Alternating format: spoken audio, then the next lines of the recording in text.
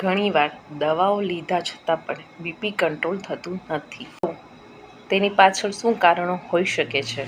વધારે પડતું નમક ખાવાથી, અથાણાં, પાપડ, પેકેજ ફૂડ, ફરસાણ આ બધામાં ઘણું બધું સોડિયમ હોય છે. ડેઈલી રિક્વાયરમેન્ટ નમકની 5 ગ્રામ કરતાં પણ ઓછી હોય છે. બીજું, વધારે પડતું વજન હોવું.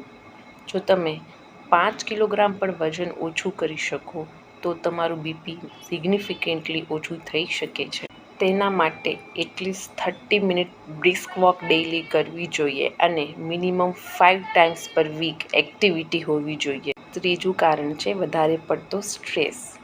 સ્ટ્રેસને ઓછું કરવા માટે ડીપ બ્રીથિંગ, મેડિટેશન અને યોગા કરવા જોઈએ. પૂરતી ઊંઘ ન થવી, બીડી કે સિગરેટ પીવી, વધારે પડતું કેફીન પીવું અને એનર્જી ડ્રિંક આ બધા કારણોને લીધે તમારું બીપી દવા લીધા છતાં પણ વધારે રહી શકે છે.